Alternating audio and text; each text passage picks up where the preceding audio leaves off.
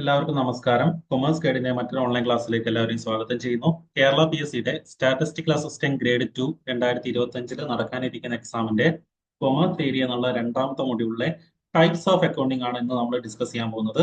മൂന്ന് types of accounting ആണ് നമുക്ക് പഠിക്കാനുള്ളത്. ഒന്ന് ഫൈനാൻഷ്യൽ അക്കൗണ്ടിംഗ്, രണ്ടാമത്തത് കോസ്റ്റ് അക്കൗണ്ടിംഗ്, മൂന്നാമത്തത് മാനേജ്മെന്റ് അക്കൗണ്ടിംഗ്. ഇത് ഓരോന്നും നമുക്ക് ഡീറ്റെയിൽ ആയിട്ട് അനലൈസ് ചെയ്യാം. അതിന്റെ കൂടെ തന്നെ ഈ ഭാഗത്തു നിന്നുള്ള MCQs ഡിസ്കസ് ചെയ്യാം. ആദ്യം എന്താണ് financial accounting? Financial accounting is the process of recording, summarizing, and reporting company's financial transaction over a specific period. അതായത് ഒരു കമ്പനിയുടെ ഒരു സ്പെസിഫിക് പീരീഡിലെ ഫൈനാൻഷ്യൽ ട്രാൻസാക്ഷൻസ്. എന്താണ് ഫൈനാൻഷ്യൽ ട്രാൻസാക്ഷൻസ്? മോണിറ്ററി ടേമിൽ എക്സ്പ്രസ് ചെയ്യാൻ പറ്റുന്ന ബിസിനസ് ഇടപാടുകളെയാണ് ഫൈനാൻഷ്യൽ ട്രാൻസാക്ഷൻസ് എന്ന് പറയുന്നത്. ഉദാഹരണമായിട്ട് റെന്റ് കൊടുത്തു 10,000 റുപ്പീസ്, സാലറി കൊടുത്തു 10,000 റുപ്പീസ്, 1 ലാഖിന്റെ സെയിൽസ് നടന്നു. ഇതൊക്കെ എന്താണ്? ഫൈനാൻഷ്യൽ ട്രാൻസാക്ഷൻ ആണ്. എന്നാൽ എംപ്ലോയീസിന് ലീവ് കൊടുത്തു, അതൊരു ഫൈനാൻഷ്യൽ ട്രാൻസാക്ഷൻ അല്ല. കാരണം അത് നമുക്ക് മോണിറ്ററി ടേമിൽ എക്സ്പ്രസ് ചെയ്യാൻ പറ്റില്ല. ഓക്കെ, ക്ലിയർ ആണല്ലോ? അപ്പൊ ഇത്തരത്തിലുള്ള ഫൈനാൻഷ്യൽ ട്രാൻസാക്ഷൻസ് റെക്കോർഡ് ചെയ്യുകയും സമ്മറൈസ് ചെയ്യുകയും റിപ്പോർട്ട് ചെയ്യുകയും ചെയ്യുന്ന ഒരു പ്രോസസ്സിനെയാണ് ഫൈനാൻഷ്യൽ അക്കൗണ്ടിങ് എന്ന് പറയുന്നത്. മനസ്സിലായല്ലോ? ഇനി എന്താണ് ഫൈനാൻഷ്യൽ അക്കൗണ്ടിങ്ങിന്റെ main purpose? The primary goal is to provide accurate financial information to external stakeholders such as investors, creditors, government agencies and regulatory authorities. അതായത് ഒരു കമ്പനിയുടെ എക്സ്റ്റേണൽ സ്റ്റേക്ക് ഹോൾഡേഴ്സ്. ആരാണ് എക്സ്റ്റേണൽ സ്റ്റേക്ക് ഹോൾഡേഴ്സ്? കമ്പനിയുടെ എക്സ്റ്റേണൽ ആയിട്ട് വരുന്നത്, അതായത് പുറത്തുനിന്ന് കമ്പനിയുടെ കാര്യങ്ങൾ അറിയാൻ താല്പര്യപ്പെടുന്ന ചില ഇൻട്രസ്റ്റഡ് പാർട്ടീസ് ഉണ്ടാവും. ഉദാഹരണമായിട്ട് investors, creditors, government agencies, regulatory authorities. അപ്പൊ ഇവർക്ക് വേണ്ടിയിട്ട് ആക്യുറേറ്റ് ആയിട്ടുള്ള ഫൈനാൻഷ്യൽ ഇൻഫർമേഷൻ പ്രൊവൈഡ് ചെയ്യുക എന്നുള്ളതാണ് ഫൈനാൻഷ്യൽ അക്കൗണ്ടിങ്ങിന്റെ മെയിൻ ആയിട്ടുള്ള പർപ്പസ്. ഓക്കെ, ഇനി ഫൈനാൻഷ്യൽ അക്കൗണ്ടിങ്ങിന്റെ കീ ഫീച്ചേഴ്സ് ഓരോന്നായിട്ട് നോക്കാം. ഒന്ന്, historical data. Financial accounting records past financial transaction. ഒരു ഓർഗനൈസേഷൻ നടന്ന പാസ്റ്റ് ഫൈനാൻഷ്യൽ ട്രാൻസാക്ഷൻ ആണ് ഓർഗനൈസേഷന്റെ ഫൈനാൻഷ്യൽ അക്കൗണ്ടിങ്ങിൽ റെക്കോർഡ് ചെയ്യുന്നത്. Okay, then follows accounting standards. Financial accounting എങ്ങനെ ചെയ്യണം എന്നതിന് ക്ലിയർ ആയിട്ടുള്ള അക്കൗണ്ടിംഗ് സ്റ്റാൻഡേർഡ്സ് ഉണ്ട്. അപ്പൊ കമ്പനിയൊക്കെ ആണെങ്കിൽ, വലിയ വലിയ കമ്പനിയൊക്കെ ആണെങ്കിൽ ഇത്തരത്തിലുള്ള അക്കൗണ്ടിംഗ് സ്റ്റാൻഡേർഡ്സ് നിർബന്ധമായിട്ടും ഫോളോ ചെയ്യണം. ഓക്കെ, അതായത് എങ്ങനെ ഓരോ കാര്യങ്ങൾ ചെയ്യണം എന്നതിന്റെ റൂൾസ് ആൻഡ് റെഗുലേഷൻസ് ആണ് അക്കൗണ്ടിംഗ് സ്റ്റാൻഡേർഡ്സിൽ പറഞ്ഞിട്ടുള്ളത്. ഓക്കെ, അപ്പൊ അതിൽ പ്രധാനപ്പെട്ട രണ്ടെണ്ണമാണ്. ഒന്ന്, generally accepted accounting principles, GAAP എന്ന് പറയും. അതേപോലെ തന്നെ international financial reporting standards. Financial അക്കൗണ്ടിങ്ങിലെ ഓരോ ആസ്പെക്റ്റും എങ്ങനെ ചെയ്യണം എന്ന് പറയുന്ന സ്റ്റാൻഡേർഡ് ആണ് ഈ ഇന്റർനാഷണൽ ഫൈനാൻഷ്യൽ റിപ്പോർട്ടിംഗ് സ്റ്റാൻഡേർഡ്സിലും ജനറലി അക്സെപ്റ്റഡ് അക്കൗണ്ടിംഗ് പ്രിൻസിപ്പിൾസിലും ഉള്ളത്. ഓക്കെ, അപ്പൊ അത് ഫോളോ ചെയ്യണം. ദെൻ മാൻഡേറ്ററി റിപ്പോർട്ടിംഗ്, അതായത് വലിയ വലിയ കമ്പനീസ് ഒക്കെ നിർബന്ധമായിട്ടും ഫൈനാൻഷ്യൽ അക്കൗണ്ടിങ് അപ്ലൈ ചെയ്ത് ഫൈനാൻഷ്യൽ സ്റ്റേറ്റ്മെന്റ് പ്രിപ്പയർ ചെയ്യണം. അത് മാൻഡാറ്ററി ആണ്. നിർബന്ധമായിട്ടും ഫൈനാൻഷ്യൽ സ്റ്റേറ്റ്മെന്റ്സ് പ്രിപ്പയർ ചെയ്യണം. ഓക്കെ, ഇപ്പൊ ലിസ്റ്റഡ് കമ്പനിയൊക്കെ ആണെങ്കിൽ, അല്ലെങ്കിൽ വലിയ വലിയ ഗവൺമെന്റ് കമ്പനിയൊക്കെ ആണെങ്കിൽ അവർ നിർബന്ധമായിട്ടും ഫൈനാൻഷ്യൽ സ്റ്റേറ്റ്മെന്റ് പ്രിപ്പയർ ചെയ്യണം. അപ്പൊ എന്താണ് ഫൈനാൻഷ്യൽ സ്റ്റേറ്റ്മെന്റ്? അതായത് ഒരു അക്കൗണ്ടിങ് പീരീഡിന്റെ എൻഡിൽ അല്ലെങ്കിൽ ഒരു വർഷത്തിന്റെ അവസാനം കമ്പനി അത് പ്രോഫിറ്റബിൾ ആണോ, ലോസ് ആണോ, ഫിനാൻഷ്യൽ പൊസിഷൻ എന്താണ് എന്നൊക്കെ അറിയാൻ വേണ്ടിയിട്ട് കുറച്ച് സ്റ്റേറ്റ്മെന്റ്സ് പ്രിപ്പയർ ചെയ്യുന്നുണ്ട്. അതിനെയാണ് ഫൈനാൻഷ്യൽ സ്റ്റേറ്റ്മെന്റ്സ് എന്ന് പറയുന്നത്. അപ്പൊ കമ്പനീസ് മസ്റ്റ് ആയിട്ട് എന്ത് ചെയ്യണം? ഫൈനാൻഷ്യൽ സ്റ്റേറ്റ്മെന്റ്സ് പ്രിപ്പയർ ചെയ്യണം. അത് നിർബന്ധമാണ്. ഓക്കെ, അടുത്ത ഫീച്ചർ ആണ് focus on ആക്യുറൻസി and transparency. Ensures financial data is correct and follow ethical accounting practice. അതായത് ഫൈനാൻഷ്യൽ അക്കൗണ്ടിംഗ് എന്ത് ചെയ്യുന്നുണ്ട്? കമ്പനിയുടെ ഫൈനാൻഷ്യൽ ഡാറ്റ ആക്യുറേറ്റ് ആണ്, അതായത് കറക്റ്റ് ആണ്. അതേപോലെ തന്നെ എത്തിക്കൽ ആയിട്ടുള്ള അക്കൗണ്ടിംഗ് പ്രാക്ടീസസ് ഫോളോ ചെയ്യുന്നുണ്ട് എന്നുള്ളതൊക്കെ ഉറപ്പുവരുത്തുന്നുണ്ട്. ഓക്കെ, അപ്പൊ ഇത്രയാണ് ഫൈനാൻഷ്യൽ അക്കൗണ്ടിങ്ങിന്റെ കീ ഫീച്ചേഴ്സ് ആയിട്ട് നമ്മൾ പഠിക്കുന്നത്. Then key financial statement. ഏതൊക്കെയാണ് ഇമ്പോർട്ടന്റ് ആയിട്ടുള്ള ഫൈനാൻഷ്യൽ സ്റ്റേറ്റ്മെന്റ്സ്? ഞാൻ പറഞ്ഞു എന്താ ഫൈനാൻഷ്യൽ സ്റ്റേറ്റ്മെന്റ് എന്നുള്ളത്. അതായത് ഒരു വർഷത്തിന്റെ അവസാനം അല്ലെങ്കിൽ ഒരു അക്കൗണ്ടിംഗ് പീരീഡിന്റെ എൻഡിൽ കമ്പനിയുടെ പ്രോഫിറ്റ് ആൻഡ് ലോസും അതുപോലെ തന്നെ ഫിനാൻഷ്യൽ പൊസിഷൻ ഒക്കെ അറിയാൻ വേണ്ടിയിട്ട് പ്രിപ്പയർ ചെയ്യുന്ന സ്റ്റേറ്റ്മെന്റ്സിനെയാണ് ഫൈനാൻഷ്യൽ സ്റ്റേറ്റ്മെന്റ്സ് എന്ന് പറയുന്നത്. പ്രധാനമായിട്ടും 4 ഫൈനാൻഷ്യൽ സ്റ്റേറ്റ്മെന്റ്സ് ആണുള്ളത്. ഒന്ന്, ബാലൻസ് ഷീറ്റ്. രണ്ടാമത്തത് ഇൻകം സ്റ്റേറ്റ്മെന്റ്. മൂന്നാമത്തത് ക്യാഷ് ഫ്ലോ സ്റ്റേറ്റ്മെന്റ്. നാലാമത്തത് statement of changes in equity. അതിൽ ഒന്നാമത്താണ് ബാലൻസ് ഷീറ്റ്. കമ്പനിയുടെ ഫൈനാൻഷ്യൽ പൊസിഷൻ അറിയാൻ വേണ്ടിയിട്ട് പ്രിപ്പയർ ചെയ്യുന്ന സ്റ്റേറ്റ്മെന്റ് ആണ് ബാലൻസ് ഷീറ്റ്. അതായത് ഒരു സ്പെസിഫിക് ഡേറ്റിൽ, ഉദാഹരണമായിട്ട് ഒരു വർഷത്തിന്റെ അവസാനം അല്ലെങ്കിൽ ഒരു അക്കൗണ്ടിംഗ് പീരീഡിന്റെ എൻഡിൽ ആ പീരീഡിലുള്ള കമ്പനിയുടെ ഫൈനാൻഷ്യൽ പൊസിഷൻ അറിയാൻ വേണ്ടിയിട്ട് പ്രിപ്പയർ ചെയ്യുന്ന സ്റ്റേറ്റ്മെന്റ് ആണ് ബാലൻസ് ഷീറ്റ്. ബാലൻസ് ഷീറ്റിൽ 3 ആസ്പെക്ടുകളാണ് ഉണ്ടാവുക. ഒന്ന് അസറ്റ് ഉണ്ടാവും, രണ്ടാമത്തത് ലയബിലിറ്റി ഉണ്ടാവും, മൂന്നാമത്തത് ഇക്വിറ്റി ഉണ്ടാവും. ഈ ബേസ് ആയിട്ടുള്ള കാര്യങ്ങൾ മാത്രം നിങ്ങൾ അറിഞ്ഞിരുന്നാൽ മതി കേട്ടോ. ഓക്കെ, ഇനി രണ്ടാമത്തെ പ്രധാനപ്പെട്ട ഫൈനാൻഷ്യൽ സ്റ്റേറ്റ്മെന്റ് ആണ് ഇൻകം സ്റ്റേറ്റ്മെന്റ് അഥവാ പ്രോഫിറ്റ് ആൻഡ് ലോസ് സ്റ്റേറ്റ്മെന്റ്. അതായത് കമ്പനിയുടെ റവന്യൂ, അതായത് വരുമാനം എക്സ്പെൻസ്, പ്രോഫിറ്റ് ഓർ ലോസ്, ഇതൊക്കെ കാണിക്കുന്ന സ്റ്റേറ്റ്മെന്റ് ആണ് ഇൻകം സ്റ്റേറ്റ്മെന്റ്. അപ്പൊ ഒരു വർഷത്തിന്റെ അവസാനം കമ്പനി ആ കമ്പനിയുടെ റവന്യൂ, എക്സ്പെൻസ് ഒക്കെ ടൈപ്പ് ചെയ്തിട്ട് അതിലുള്ള ഡിഫറൻസ് മനസ്സിലാക്കിയിട്ട് ആ കമ്പനിയുടെ പ്രോഫിറ്റ് അല്ലെങ്കിൽ ലോസ് എത്രയാണെന്ന് കാണിക്കുന്ന സ്റ്റേറ്റ്മെന്റ് ആണ് ഇൻകം സ്റ്റേറ്റ്മെന്റ് അഥവാ profit and loss statement. Okay, then മൂന്നാമത്തെ ഫൈനാൻഷ്യൽ സ്റ്റേറ്റ്മെന്റ് ആണ് ക്യാഷ് ഫ്ലോ സ്റ്റേറ്റ്മെന്റ്. ഒരു ബിസിനസ്സിൽ രണ്ട് തരത്തിലുള്ള ക്യാഷ് ഫ്ലോസ് ഉണ്ടാവും. ഒന്ന് ക്യാഷ് ഇൻഫ്ലോ ഉണ്ടാവും, രണ്ടാമത്തത് ക്യാഷ് ഔട്ട്ഫ്ലോ ഉണ്ടാവും. ക്യാഷ് ഇൻഫ്ലോ എന്ന് പറയുന്നത് ബിസിനസ്സിലേക്ക് ക്യാഷ് വരുന്നതിനെയാണ്. ഉദാഹരണമായിട്ട് സെയിൽസ് നടത്തി ക്യാഷ് ബിസിനസ്സിലേക്ക് വരികയാണ് ചെയ്യുക, അതൊരു ക്യാഷ് ഇൻഫ്ലോ ആണ്. സാലറി കൊടുത്തു, അത് ഔട്ട്ഫ്ലോ ആണ്, അല്ലെ? അപ്പൊ ക്യാഷ് ഇൻഫ്ലോയും ക്യാഷ് ഔട്ട്ഫ്ലോയും പ്രോപ്പറായിട്ട് ട്രാക്ക് ചെയ്യുന്ന സ്റ്റേറ്റ്മെന്റ് ആണ് ക്യാഷ് ഫ്ലോ സ്റ്റേറ്റ്മെന്റ്. അപ്പൊ അതും ഒരു ഫൈനാൻഷ്യൽ സ്റ്റേറ്റ്മെന്റ് ആണ്. ദെൻ ലാസ്റ്റ് ആണ് statement of changes in equity. അതായത് കമ്പനിയുടെ ഇക്വിറ്റി അഥവാ ക്യാപിറ്റൽ ഉണ്ടാകുന്ന ചേഞ്ചസ് കാണിക്കുന്ന സ്റ്റേറ്റ്മെന്റ് ആണ് statement of changes in equity. ഇതാണ് പ്രധാനപ്പെട്ട 4 ഫൈനാൻഷ്യൽ സ്റ്റേറ്റ്മെന്റ്സ്. അതിൽ പ്രധാനപ്പെട്ടത് ബാലൻസ് ഷീറ്റ്, ഇൻകം സ്റ്റേറ്റ്മെന്റ് ആണ് കേട്ടോ, ഒന്ന് അറിഞ്ഞിരിക്കാം. Then importance of financial accounting. Financial അക്കൗണ്ടിങ്ങിന്റെ ഇമ്പോർട്ടൻസ് എന്താണ്? അതായത് ഇൻവെസ്റ്റേഴ്സിനെയും ക്രെഡിറ്റേഴ്സിനെയും കമ്പനിയുടെ ഫിനാൻഷ്യൽ ഹെൽത്ത് അസസ് ചെയ്യാൻ ഹെൽപ്പ് ചെയ്യുന്നുണ്ട്, അല്ലെ? ഇപ്പൊ ഇൻവെസ്റ്റേഴ്സ് എന്ന് പറയുന്ന ആളുകൾ കമ്പനിയിൽ ഇൻവെസ്റ്റ് ചെയ്യണമെങ്കിൽ കമ്പനിയുടെ ഫിനാൻഷ്യൽ ഹെൽത്ത് ഗുഡ് ആണ്, അല്ലെ? അപ്പൊ അതെങ്ങനെയാ അവരറിയാം? ഫൈനാൻഷ്യൽ അക്കൗണ്ടിങ്ങിലൂടെയാണ്. അതേപോലെ തന്നെ ക്രെഡിറ്റേഴ്സ് ബിസിനസ്സിന് കടം തരണമെങ്കിൽ കമ്പനിയുടെ ഫിനാൻഷ്യൽ ഹെൽത്തിനെ കുറിച്ച് അറിയണം. അത് എന്തിലൂടെ മനസ്സിലാക്കാം? ഫൈനാൻഷ്യൽ അക്കൗണ്ടിങ്ങിലൂടെയാണ്. ഓക്കെ, രണ്ടാമത് ensure legal and tax compliance. അതായത് കമ്പനി ലീഗൽ ആയിട്ടുള്ള അല്ലെങ്കിൽ ടാക്സ് റിലേറ്റഡ് ആയിട്ടുള്ള ലോസും റെഗുലേഷൻസ് ഒക്കെ ഫോളോ ചെയ്യുന്നുണ്ടെന്നുള്ളത് എൻഷോർ ചെയ്യുന്നതും അക്കൗണ്ടിങ്ങിലൂടെയാണ്. Then accounting, financial accounting provide a clear picture of profitability and stability. കമ്പനിയുടെ പ്രോഫിറ്റബിലിറ്റിയെ കുറിച്ച്, സ്റ്റെബിലിറ്റിയെ കുറിച്ചൊക്കെ ക്ലിയർ ആയിട്ടുള്ള പിക്ചർ പ്രൊവൈഡ് ചെയ്യുന്നതും ഫൈനാൻഷ്യൽ അക്കൗണ്ടിങ്ങിലൂടെയാണ്. അപ്പൊ ഇത്രയാണ് നമുക്ക് ഫൈനാൻഷ്യൽ അക്കൗണ്ടിങ്ങിനെ കുറിച്ച് പറയാനുള്ളത്. അടുത്തത് മാനേജ്മെന്റ് അക്കൗണ്ടിംഗ് ആണ്. എന്താണ് മാനേജ്മെന്റ് അക്കൗണ്ടിംഗ്? സിമ്പിൾ ആയിട്ട് പറഞ്ഞാൽ മാനേജേഴ്സിനെ ഹെൽപ്പ് ചെയ്യുന്ന അക്കൗണ്ടിംഗ് ആണ് മാനേജ്മെന്റ് അക്കൗണ്ടിംഗ്. അതായത് മാനേജേഴ്സിനെ ഡിസിഷൻ മേക്കിങ്ങിന് ഹെൽപ്പ് ചെയ്യുന്ന അക്കൗണ്ടിംഗ് ആണ് മാനേജ്മെന്റ് അക്കൗണ്ടിംഗ്. ഓക്കെ, ഇനി നമുക്ക് ഡീറ്റെയിൽ ആയിട്ട് നോക്കാം. Management accounting provides financial and non financial information to companies managers for decision making, planning and controlling business activity. അതായത് ഒരു കമ്പനിയുടെ മാനേജർക്ക് ഡിസിഷൻ മേക്കിങ്ങിനും പ്ലാനിങ്ങിനും ബിസിനസ് ആക്ടിവിറ്റി കൺട്രോൾ ചെയ്യുന്നതിനും financial and non financial informations provide ചെയ്യുന്ന അക്കൗണ്ടിംഗ് ആണ് മാനേജ്മെന്റ് അക്കൗണ്ടിംഗ്. അതായത് ഒരു കമ്പനിയുടെ മാനേജർ ഡിസിഷൻസ് എടുക്കണം, അല്ലെങ്കിൽ പ്ലാനിങ് നടത്തണം, അല്ലെങ്കിൽ ഏതെങ്കിലും ഒരു ബിസിനസ് ആക്ടിവിറ്റി കൺട്രോൾ ചെയ്യണം. അങ്ങനെ ചെയ്യണമെങ്കിൽ അയാൾക്ക് ഇൻഫർമേഷൻ വേണം, അല്ലെ? അപ്പൊ ഈ ഇൻഫർമേഷൻ പ്രൊവൈഡ് ചെയ്യുന്നത് മാനേജ്മെന്റ് അക്കൗണ്ടിംഗ് ആണ്. അവര് ഫൈനാൻഷ്യൽ ആയിട്ടുള്ള ഇൻഫർമേഷൻ പ്രൊവൈഡ് ചെയ്യും, അതേപോലെ തന്നെ നോൺ ഫൈനാൻഷ്യൽ ഇൻഫർമേഷൻ പ്രൊവൈഡ് ചെയ്യും. മനസ്സിലായല്ലോ? അപ്പോൾ ഇവിടെ മാനേജ്മെന്റ് അക്കൗണ്ടിംഗ് എന്ന് കേൾക്കുമ്പോൾ മാനേജേഴ്സിനെ ഡിസിഷൻ മേക്കിംഗിന് ഹെൽപ്പ് ചെയ്യുന്ന അക്കൗണ്ടിംഗ് ആണെന്ന് പഠിച്ചു വെക്കുക കേട്ടോ. ഓക്കെ, ദെൻ അടുത്ത പോയിന്റ് നോക്കൂ. Unlike financial accounting, it is used internally and is not regulated. അതായത് ഫൈനാൻഷ്യൽ അക്കൗണ്ടിംഗ് പ്രധാനമായിട്ടും പ്രിപ്പയർ ചെയ്യുന്നത് എക്സ്റ്റേണൽ ആയിട്ടുള്ള പാർട്ടീസിന് വേണ്ടിയിട്ടാണ്, അല്ലെ? ഇൻവെസ്റ്റേഴ്സിനും ക്രെഡിറ്റേഴ്സിനും ഗവൺമെന്റിനൊക്കെ വേണ്ടിയിട്ടാണ്. എന്നാൽ മാനേജ്മെന്റ് അക്കൗണ്ടിംഗ് എന്തിനു വേണ്ടിയിട്ടാണ്? ഇന്റേണൽ യൂസിനാണ് മാനേജ്മെന്റ് അക്കൗണ്ടിംഗ്. അതായത് മാനേജേഴ്സിന് വേണ്ടിയിട്ടാണ് മാനേജ്മെന്റ് അക്കൗണ്ടിംഗ്. അതേപോലെ തന്നെ ഇത് പ്രിപ്പയർ ചെയ്യണം എന്നുള്ളത് മാൻഡേറ്ററി ഒന്നുമല്ല. മാനേജ്മെന്റ് അക്കൗണ്ടിംഗ് നടത്തണം എന്നുള്ളത് ഒരു മാൻഡേറ്ററി ആയിട്ടുള്ള കാര്യമൊന്നുമല്ല, നിർബന്ധമല്ല.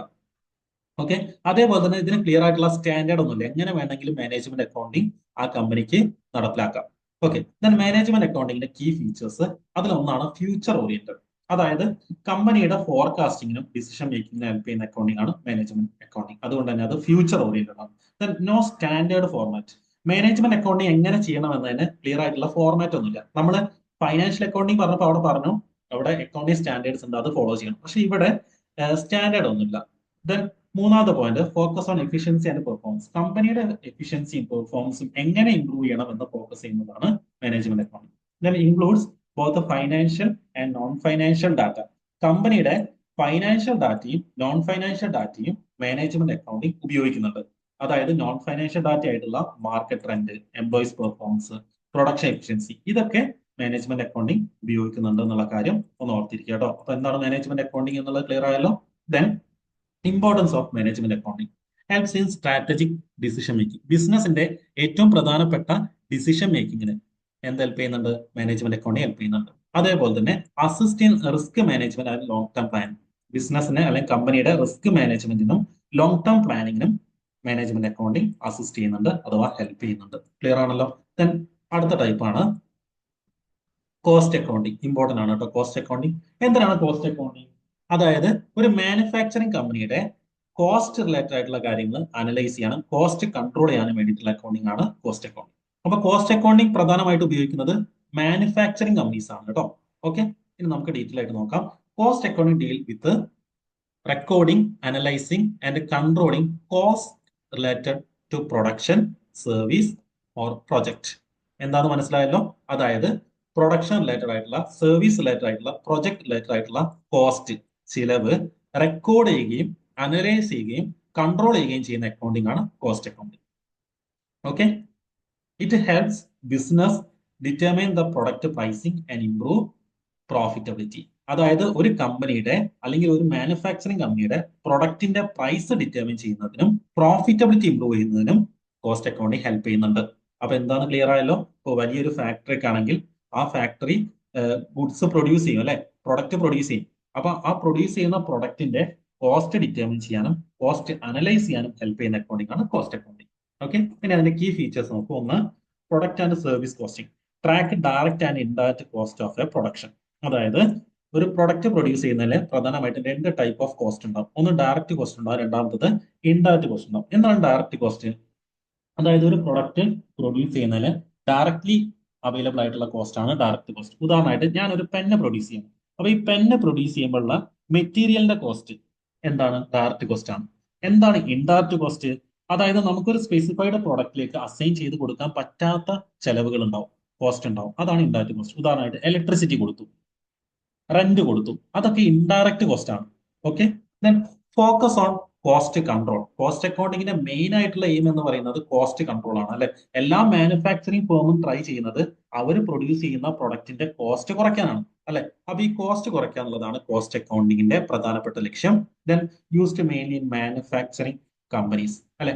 മാനുഫാക്ചറിങ് കമ്പനീസ് ആണ് മെയിൻലി കോസ്റ്റ് അക്കൗണ്ടിങ് ഉപയോഗിക്കുക. അവര് അവരുടെ പ്രൊഡക്ഷന്റെ പെർ യൂണിറ്റ് കോസ്റ്റ് ഡിറ്റർമിൻ ചെയ്യാൻ കോസ്റ്റ് അക്കൗണ്ടിങ് ഉപയോഗിക്കുന്നു. അതായത് മാനുഫാക്ചറിംഗിൽ ഒരു യൂണിറ്റ് പ്രൊഡ്യൂസ് ചെയ്യാൻ എത്ര കോസ്റ്റ് ആയി അതറിഞ്ഞാലാണ് അവർക്ക് അതിന് പ്രൈസ് ഫിക്സ് ചെയ്യാൻ പറ്റുക. അതായത് ഇപ്പോൾ ഒരു പെന്ന് പ്രൊഡ്യൂസ് ചെയ്യാൻ ഉള്ള കോസ്റ്റ് 5 രൂപയായി അല്ലെ. അപ്പൊ 5 രൂപയായി എന്ന് ഡിറ്റർമിൻ ചെയ്ത് കഴിഞ്ഞാലാണ് അവർക്ക് അതിന്റെ കൂടെ പ്രോഫിറ്റ് ആഡ് ചെയ്ത് അത് 10 രൂപയ്ക്ക് വിൽക്കാൻ പറ്റുള്ളൂ അല്ലെ. അപ്പൊ ഈ പെർ യൂണിറ്റ് കോസ്റ്റ് ഡിറ്റർമിൻ ചെയ്യാൻ കോസ്റ്റ് അക്കൗണ്ടിങ് എന്ത് ചെയ്യുന്നു? ഹെൽപ്പ് ചെയ്യുന്നു.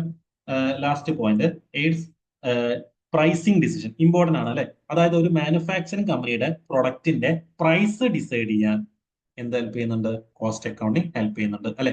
കോസ്റ്റ് ഡിറ്റർമിൻ ചെയ്താലാണ് പ്രൈസ് ഡിറ്റർമിൻ ചെയ്യാൻ പറ്റുക അല്ലെ. നമ്മൾ നേരത്തെ പറഞ്ഞ പോലെ ആ പെന്നിന് 5 രൂപ കോസ്റ്റ് ആയി, അതിന്റെ കൂടെ 5 രൂപ പ്രോഫിറ്റ് ഇട്ട് 10 രൂപയ്ക്കാണ് കമ്പനി വിൽക്കുക അല്ലെ. അപ്പൊ ഇതിന് കോസ്റ്റ് അക്കൗണ്ടിങ് എന്ത് ചെയ്യുന്നു? ഹെൽപ്പ് ചെയ്യുന്നു കേട്ടോ. Then types of cost in cost accounting. ഏതൊക്കെയാണ് ഒരു മാനുഫാക്ചറിംഗ് കമ്പനിയുടെ ഡിഫറെന്റ് ടൈപ്സ് ഓഫ് കോസ്റ്റ്? ഒന്ന്, ഫിക്സഡ് കോസ്റ്റ് ആണ്. Do not change with production level. അതായത് പ്രൊഡക്ഷൻ ലെവലിനനുസരിച്ച് ചേഞ്ച് ആവാത്ത കോസ്റ്റ് ആണ് ഫിക്സഡ് കോസ്റ്റ്. അത് ഫിക്സഡ് ആയിരിക്കും. ഉദാഹരണമായിട്ട് റെന്റ്. ഒരു ഫാക്ടറിയിലെ പ്രൊഡക്ഷൻ നടന്നാലും നടന്നില്ലെങ്കിലും റെന്റ് കൊടുക്കേണ്ടി വരും അല്ലെ. അപ്പൊ റെന്റ് എന്താണ്? ഒരു ഫിക്സഡ് കോസ്റ്റ് ആണ്. അതേപോലെ അവിടെ വർക്ക് ചെയ്യുന്ന എംപ്ലോയീസിന്റെ സാലറി, പ്രൊഡക്ഷൻ നടന്നാലും നടന്നിട്ടില്ലെങ്കിലും എന്ത് കൊടുക്കണം? സാലറി കൊടുക്കണം. ഇലക്ട്രിസിറ്റി ചാർജ് ഫിക്സഡ് കോസ്റ്റ് ആണ്. ഓക്കെ, അപ്പൊ ഇതാണ് ഫിക്സഡ് കോസ്റ്റ്. ഇനി വേരിയബിൾ കോസ്റ്റ് ഉണ്ട്. വേരിയബിൾ എന്നുള്ള വേർഡിന്റെ മീനിങ് ചേഞ്ച് ചെയ്യുന്നതെന്നാണ്. ഓക്കെ, അപ്പൊ പ്രൊഡക്ഷൻ ലെവലിനനുസരിച്ച് ചേഞ്ച് ആവുന്ന കോസ്റ്റ് ഉണ്ട്, അതാണ് വേരിയബിൾ കോസ്റ്റ്. ഉദാഹരണമായിട്ട് റോ മെറ്റീരിയലിന്റെ കോസ്റ്റ്. നമ്മൾ എത്ര പ്രൊഡക്ഷൻ നടത്തുന്നോ അത്രയും റോ മെറ്റീരിയൽ ആണ് നമ്മൾ വാങ്ങുക അല്ലെ. അപ്പൊ പ്രൊഡക്ഷൻ അനുസരിച്ച് റോ മെറ്റീരിയലിന്റെ കോസ്റ്റ് എന്ത് ചെയ്തുകൊണ്ടിരിക്കും? ഫാക്ടറിയിൽ ചേഞ്ച് ചെയ്തുകൊണ്ടിരിക്കും. അതേപോലെ തന്നെ വേജസ്, ഡെയിലി വേജ് ഉള്ള എംപ്ലോയീസ് ഉണ്ടാവും. അപ്പൊ അവര് പ്രൊഡക്ഷൻ അനുസരിച്ചാണ് അവർക്ക് വേജസ് കൊടുക്കുക. ഓക്കെ, അപ്പൊ അതാണ് വേരിയബിൾ കോസ്റ്റ്. ദെൻ ഡയറക്റ്റ് കോസ്റ്റും ഇൻഡയറക്റ്റ് കോസ്റ്റും നമ്മൾ ഇപ്പം പറഞ്ഞു. എന്താണ് ഡയറക്റ്റ് കോസ്റ്റ്? അതായത് ഒരു സ്പെസിഫൈഡ് പ്രൊഡക്റ്റിലേക്ക് ട്രേസ് ചെയ്യാൻ പറ്റുന്ന കോസ്റ്റ് ആണ് ഡയറക്റ്റ് കോസ്റ്റ്. ഉദാഹരണമായിട്ട് റോ മെറ്റീരിയൽ കോസ്റ്റ്. നമ്മൾ പറഞ്ഞു പെന്ന് പ്രൊഡ്യൂസ് ചെയ്യാനുള്ള റോ മെറ്റീരിയലിന്റെ കോസ്റ്റ് ഡയറക്റ്റ് കോസ്റ്റ് ആണ്. കാരണം ആ പ്രൊഡക്റ്റ് പ്രൊഡ്യൂസ് ചെയ്യാൻ ഡയറക്ട്ലി ആ ഒരു മെറ്റീരിയൽ ഉപയോഗിക്കുന്നുണ്ട്. ഓക്കെ, അപ്പൊ എന്താണ് indirect cost? Cannot be directly assign to a product. ഒരു പ്രൊഡക്റ്റിലേക്ക് അസൈൻ ചെയ്ത് കൊടുക്കാൻ പറ്റാത്ത കോസ്റ്റ് ആണ് ഇൻഡയറക്റ്റ് കോസ്റ്റ്. ഉദാഹരണമായിട്ട് ഫാക്ടറി ഇലക്ട്രിസിറ്റി, റെന്റ്, ഇൻഷുറൻസ്, അതൊക്കെ എന്താണ്? ഇൻഡയറക്റ്റ് കോസ്റ്റുകളാണെന്നുള്ളത് ഒന്ന് അറിഞ്ഞിരിക്കുക കേട്ടോ. Okay, then importance of cost accounting. ഒന്ന്, കോസ്റ്റ് കൺട്രോളിനും എഫിഷ്യൻസി ഇംപ്രൂവ് ചെയ്യാൻ ഹെൽപ്പ് ചെയ്യുന്നു. രണ്ടാമത്തത്, പ്രൈസിങ് സ്ട്രാറ്റജീസിനും പ്രോഫിറ്റ് മാക്സിമൈസേഷനും അസിസ്റ്റ് ചെയ്യുന്നു. അതായത് ഒരു കമ്പനിയുടെ പ്രൈസ്, പ്രൊഡക്റ്റിന്റെ പ്രൈസ് എത്രയാവണം, അതേപോലെ തന്നെ പ്രോഫിറ്റ് മാക്സിമൈസേഷൻ എന്ത് ചെയ്യണം എന്നൊക്കെ അസിസ്റ്റ് ചെയ്യുന്നത് കോസ്റ്റ് അക്കൗണ്ടിംഗ് ആണ്. Then improve decision making regarding production and resource allocation. Production related ആയിട്ടുള്ള ഡിസിഷൻ മേക്കിങ്ങിനും റിസോഴ്സ് അലോക്കേഷനും ഇംപ്രൂവ് ചെയ്യാൻ കോസ്റ്റ് അക്കൗണ്ടിങ് ഹെൽപ്പ് ചെയ്യുന്നുണ്ട്. ഓക്കെ, അപ്പൊ ഇത്രയാണ് ഇമ്പോർട്ടൻസ് ഓഫ് കോസ്റ്റ് അക്കൗണ്ടിങ്. ഇനി നമുക്ക് ഈ മൂന്ന് കാര്യങ്ങൾ cost accounting, management accounting, financial accounting കൂടുതൽ മനസ്സിലാവാൻ വേണ്ടിയിട്ട് അത് ഡിഫറൻഷിയേറ്റ് ചെയ്ത് പഠിക്കാം. ഓക്കെ, അപ്പൊ അതില് നമ്മൾ നോക്കുകയാണ് ഒന്ന് പർപ്പസ്. ഫൈനാൻഷ്യൽ അക്കൗണ്ടിങ്ങിന്റെ പർപ്പസ് എന്ന് പറയുന്നത് എക്സ്റ്റേണൽ പാർട്ടീസിന് റിപ്പോർട്ട് ചെയ്യലാണ്, അല്ലെ? ഇപ്പൊ എക്സ്റ്റേണൽ റിപ്പോർട്ടിംഗ് ആണ്. മാനേജ്മെന്റ് അക്കൗണ്ടിങ്ങിന്റെ പർപ്പസ് എന്താണ്? ഇന്റേണൽ ഡിസിഷൻ മേക്കിംഗ് ഹെൽപ്പ് ചെയ്യുക, അതായത് മാനേജേഴ്സിന് ഹെൽപ്പ് ചെയ്യുക. കമ്പനിയുടെ ഇന്റേണൽ ആയിട്ടുള്ള ആളുകൾക്ക് വേണ്ടിയിട്ടാണ് മാനേജ്മെന്റ് അക്കൗണ്ടിങ്. ദെൻ കോസ്റ്റ് അക്കൗണ്ടിങ്ങിന്റെ പർപ്പസ് കോസ്റ്റ് കൺട്രോളും പ്രൈസിംഗും ആണ്. ദെൻ രണ്ടാമത്തെ ഡിഫറൻസ് നോക്കൂ, യൂസേഴ്സ്. ഫൈനാൻഷ്യൽ അക്കൗണ്ടിങ് മെയിൻ ആയിട്ട് ഉപയോഗിക്കുന്നത് ആരൊക്കെയാണ്? എക്സ്റ്റേണൽ പാർട്ടീസ് ആണ്, അല്ലെ? ഇൻവെസ്റ്റേഴ്സ്, റെഗുലേറ്റേഴ്സ്, ക്രെഡിറ്റേഴ്സ്, ഗവൺമെന്റ് ഒക്കെയാണ്. ക്ലിയർ ആണല്ലോ? മാനേജ്മെന്റ് അക്കൗണ്ടിങ് പ്രധാനമായിട്ട് ഉപയോഗിക്കുന്നത് മാനേജേഴ്സും എക്സിക്യൂട്ടീവ്സും ആണ്. കോസ്റ്റ് അക്കൗണ്ടിങ് മെയിൻ ആയിട്ട് ഉപയോഗിക്കുന്നത് മാനേജേഴ്സും കോസ്റ്റ് അനലിസ്റ്റുകളുമാണ്. ക്ലിയർ ആണല്ലോ? ദെൻ മെയിൻ ആയിട്ടുള്ള ഫോക്കസ്, ഫൈനാൻഷ്യൽ അക്കൗണ്ടിങ് മെയിൻ ആയിട്ട് ഫോക്കസ് ചെയ്യുന്നത് കമ്പനിയുടെ പ്രോഫിറ്റബിലിറ്റിയും കംപ്ലയൻസും ആണ്. മാനേജ്മെന്റ് അക്കൗണ്ടിങ് മെയിൻ ആയിട്ട് ഫോക്കസ് ചെയ്യുന്നത് planning, control, strategy, decision making ഒക്കെയാണ്. കോസ്റ്റ് അക്കൗണ്ടിങ് മെയിൻ ആയിട്ട് ഫോക്കസ് ചെയ്യുന്നത് കോസ്റ്റ് മെഷർമെന്റും കോസ്റ്റ് റിഡക്ഷനും ആണ്, അല്ലെ? പ്രൊഡക്ഷന്റെ കോസ്റ്റ് മെഷർ ചെയ്യാം, കോസ്റ്റ് റിഡക്ഷന് വേണ്ടിയിട്ടുള്ള കാര്യങ്ങൾ ചെയ്യാം. ദെൻ ടൈം ഓറിയന്റേഷൻ നോക്കൂ, ഫൈനാൻഷ്യൽ അക്കൗണ്ടിങ് പാസ്റ്റ് ട്രാൻസാക്ഷൻസ് ആണ് മെയിൻ ആയിട്ട് ഉപയോഗിക്കുന്നത്. മാനേജ്മെന്റ് അക്കൗണ്ടിങ് ഫ്യൂച്ചർ ഓറിയന്റഡ് ആണ്, അല്ലെ? ഫ്യൂച്ചറിലേക്ക് വേണ്ടിയിട്ടുള്ള ഡിസിഷൻസ് എടുക്കാൻ വേണ്ടിയിട്ടാണ് മാനേജ്മെന്റ് അക്കൗണ്ടിങ്. ആ ഫ്യൂച്ചർ പ്രൊജക്ഷനും അനാലിസിസും ആണ് മാനേജ്മെന്റ് അക്കൗണ്ടിങ്ങിന്റെ focus. Then cost accounting past ഡാറ്റയും ഫ്യൂച്ചർ കോസ്റ്റ് ട്രാക്കിങ്ങും ചെയ്യുന്നുണ്ട്. ഓക്കെ, പാസ്റ്റ് ഡാറ്റ ഉപയോഗിക്കുന്നുണ്ട്, ഫ്യൂച്ചർ കോസ്റ്റ് ട്രാക്കിങ്ങും നടത്തുന്നു. റെഗുലേഷൻസ്, ഫൈനാൻഷ്യൽ അക്കൗണ്ടിങ് എങ്ങനെ ചെയ്യണമെന്നതിന് ക്ലിയർ ആയിട്ടുള്ള റെഗുലേഷൻസ് ഉണ്ട്, ക്ലിയർ ആയിട്ടുള്ള റൂൾസ് ഉണ്ട്, അല്ലെ? അതിൽ ചിലതാണ് ഒന്ന് ജനറലി ആക്സെപ്റ്റഡ് അക്കൗണ്ടിംഗ് പ്രിൻസിപ്പിൾ, അതേപോലെ തന്നെ international financial reporting standards. Management accounting എങ്ങനെ ചെയ്യണമെന്നതിന് ക്ലിയർ ആയിട്ടുള്ള സ്റ്റാൻഡേർഡ് ഒന്നുമില്ല, സ്റ്റാൻഡേർഡ് റെഗുലേഷൻസ് ഒന്നുമില്ല. അതേപോലെ തന്നെ കോസ്റ്റ് അക്കൗണ്ടിംഗ് എങ്ങനെ ചെയ്യണം എന്നതിനും ക്ലിയർ ആയിട്ടുള്ള സ്ട്രിക്റ്റ് ആയിട്ടുള്ള റെഗുലേഷൻസ് ഒന്നുമില്ല. ക്ലിയർ ആണല്ലോ? ദെൻ ഔട്ട്പുട്ട്, ഫൈനാൻഷ്യൽ അക്കൗണ്ടിങ്ങിന്റെ ഔട്ട്പുട്ട് എന്ന് പറയുന്നത് ഫൈനാൻഷ്യൽ സ്റ്റേറ്റ്മെന്റ്സ് ആണ്, അല്ലെ? ഫൈനാൻഷ്യൽ സ്റ്റേറ്റ്മെന്റ്സ് ഏതൊക്കെയാണ്? ഒന്ന് ബാലൻസ് ഷീറ്റ് ഉണ്ട്, ഇൻകം സ്റ്റേറ്റ്മെന്റ് ഉണ്ട്, ക്യാഷ് ഫ്ലോ സ്റ്റേറ്റ്മെന്റ് ഉണ്ട്, ചേഞ്ചസ് ഇൻ ഇക്വിറ്റി സ്റ്റേറ്റ്മെന്റ് ഉണ്ട്. ക്ലിയർ ആണല്ലോ? മാനേജ്മെന്റ് അക്കൗണ്ടിങ്ങിന്റെ ഔട്ട്പുട്ട് എന്തൊക്കെയാണ്? ഇന്റേണൽ റിപ്പോർട്ടുകളാണ്, ബഡ്ജറ്റ്, ഫോർകാസ്റ്റ് എക്സെട്ര. കോസ്റ്റ് അക്കൗണ്ടിങ്ങിന്റെ ഔട്ട്പുട്ട് ആണ് കോസ്റ്റ് റിപ്പോർട്ടും കോസ്റ്റ് ഷീറ്റും. ക്ലിയർ ആണല്ലോ? അപ്പൊ ഇങ്ങനെ ഡിഫറൻഷിയേറ്റ് ചെയ്ത് പഠിച്ചാൽ ഈ മൂന്ന് കാര്യങ്ങൾ നിങ്ങൾക്ക് ക്ലിയർ ആയിട്ട് മനസ്സിലാവും. ഓക്കെ, ഇനി ഈ ഭാഗത്തു നിന്നുള്ള കുറച്ച് MCQs നമുക്കൊന്ന് ഡിസ്കസ് ചെയ്ത് നോക്കാം. അതിൽ ഒന്നാമത്തത്, which branch of accounting focus on external reporting? Option a cost accounting, option b management accounting, option c financial accounting, option d tax accounting. External റിപ്പോർട്ടിംഗിന് വേണ്ടി, അതായത് എക്സ്റ്റേണൽ പാർട്ടീസിന് വേണ്ടിയിട്ടുള്ള അക്കൗണ്ടിംഗ് ഏതാണ്? ഫൈനാൻഷ്യൽ അക്കൗണ്ടിംഗ് ആണ്, അല്ലെ? എക്സ്റ്റേണൽ സ്റ്റേക്ക് ഹോൾഡേഴ്സിന് വേണ്ടിയിട്ട് ഫൈനാൻഷ്യൽ അക്കൗണ്ടിംഗ് ആണ്. രണ്ടാമത്തെ ചോദ്യം, cost accounting is primarily used to A. Prepare tax return, B. Analyze production cost, option C. Forecast future sales, option D. Track cash flows. ഏതാണ്? Option b ആണ് correct ആയിട്ടുള്ള answer, അല്ലെ? പ്രൊഡക്ഷന്റെ cost analyse ചെയ്യാൻ വേണ്ടിയിട്ടാണ് കോസ്റ്റ് അക്കൗണ്ടിങ്. ക്ലിയർ ആവുന്നുണ്ടല്ലോ? Then അടുത്ത ചോദ്യം, which of the following is the primary objective of financial accounting? Financial അക്കൗണ്ടിങ്ങിന്റെ പ്രൈമറി ഒബ്ജക്റ്റീവ് എന്തൊക്കെയാണ്? Option a helps in internal decision making ആണോ? അതല്ല, അല്ലെ? അത് മാനേജ്മെന്റ് അക്കൗണ്ടിംഗ് ആണ്. To record and report financial transactions, അത് ശരിയാണ്, അല്ലെ? ഫൈനാൻഷ്യൽ ട്രാൻസാക്ഷൻസ് റെക്കോർഡ് ചെയ്യുക, റിപ്പോർട്ട് ചെയ്യുക എന്നുള്ളത് ഫൈനാൻഷ്യൽ അക്കൗണ്ടിങ്ങിന്റെ ഒബ്ജക്റ്റീവ് ആണ്. Then to determine production pricing ആണോ? പ്രൊഡക്റ്റ് പ്രൈസിംഗ് ഡിറ്റർമിൻ ചെയ്യലാണോ ഫൈനാൻഷ്യൽ അക്കൗണ്ടിംഗ്? അല്ല, ഇത് കോസ്റ്റ് അക്കൗണ്ടിംഗ് ആണ്, അല്ലെ? Then to manage daily business operation, അതുമല്ല. അപ്പൊ ഓപ്ഷൻ ബി ആണ് കറക്റ്റ് ആയിട്ടുള്ള ആൻസർ. ഇനി അടുത്ത ചോദ്യം, financial accounting follow which of the following standard? Financial accounting ചില സ്റ്റാൻഡേർഡ്സ് ഫോളോ ചെയ്യുന്നുണ്ടെന്ന് പറഞ്ഞു, അല്ലെ? അതിൽ കോമൺ ആയിട്ടുള്ള സ്റ്റാൻഡേർഡുകളാണ് ഒന്ന് ജനറലി ആക്സെപ്റ്റഡ് അക്കൗണ്ടിംഗ് പ്രിൻസിപ്പിൾ അഥവാ GAAP and international financial reporting standard. അപ്പൊ ഓപ്ഷൻ എ ആണ് കറക്റ്റ് ആയിട്ടുള്ള ആൻസർ. ക്ലിയർ ആവുന്നുണ്ടല്ലോ, അല്ലെ? ദെൻ അടുത്ത ചോദ്യം, what is the primary objective of cost accounting? Cost അക്കൗണ്ടിങ്ങിന്റെ പ്രൈമറി ഒബ്ജക്റ്റീവ് എന്താണ്? Option A to record daily transaction ആണോ? അല്ല, അത് ഫൈനാൻഷ്യൽ അക്കൗണ്ടിങ്ങിനെയാണ് കേട്ടോ. To determine and control cost, അത് കോസ്റ്റ് അക്കൗണ്ടിങ്ങിന്റെ ഒബ്ജക്റ്റീവ് ആണ്. കോസ്റ്റ് ഡിറ്റർമിൻ ചെയ്യുക, കൺട്രോൾ ചെയ്യുക. Then to prepare financial statement, അത് ഫൈനാൻഷ്യൽ അക്കൗണ്ടിങ്ങിനെയാണ്, സി അല്ല. ടു എൻഷുർ ടാക്സ് കംപ്ലൈൻസ്, അതല്ല. അപ്പൊ ഓപ്ഷൻ ബി ആണ് കറക്റ്റ് ആയിട്ടുള്ള ആൻസർ. ദെൻ അടുത്ത ചോദ്യം, management accounting is option A focused on historical financial data. Management accounting historical financial data ഉപയോഗിക്കുന്നുണ്ടോ? ഇല്ല. മാൻഡാറ്ററി ഫോർ ഓൾ ബിസിനസ്, എല്ലാ ബിസിനസ്സും മാനേജ്മെന്റ് അക്കൗണ്ടിങ് ചെയ്യണം എന്ന് പറയുന്നുണ്ടോ? ഇല്ല, അത് തെറ്റാണ് കേട്ടോ. Use primarily for internal decision making. Yes, അത് ശരിയാണ് അല്ലെ. മാനേജ്മെന്റ് അക്കൗണ്ടിങ് ഇന്റേണൽ ഡിസിഷൻ മേക്കിംഗിനാണ് മെയിൻ ആയിട്ട് ഉപയോഗിക്കുന്നത്. സി ശരിയാണ്. റെഗുലേറ്റഡ് ബൈ IFRS ആൻഡ് അത് തെറ്റാണ് അല്ലെ. അപ്പം ഓപ്ഷൻ സി ആണ് കറക്റ്റ് ആയിട്ടുള്ള ആൻസർ. മനസ്സിലാവുന്നുണ്ടല്ലോ അല്ലെ. അപ്പൊ ഇത്രയും കാര്യങ്ങളാണ് നമ്മൾ ഇന്നത്തെ ക്ലാസ്സിൽ ഡിസ്കസ് ചെയ്യുന്നത്. ക്ലാസ് നിങ്ങൾക്ക് ഇഷ്ടപ്പെട്ടിട്ടുണ്ടെങ്കിൽ ലൈക്ക് ചെയ്യാം. ഈ എക്സാം എഴുതുന്ന നിങ്ങളെ ഫ്രണ്ട്സിന് ക്ലാസ് ഷെയർ ചെയ്ത് കൊടുക്കാം. അതേപോലെ തന്നെ ചാനൽ നിങ്ങൾ സബ്സ്ക്രൈബ് ചെയ്യാം. നമ്മൾ ഫ്രീ ക്ലാസ്സസ് ആണ് നിങ്ങൾക്ക് പ്രൊവൈഡ് ചെയ്യുന്നത്. ബാക്കി നമുക്ക് അടുത്ത ക്ലാസ്സിൽ നോക്കാം. ഓക്കെ.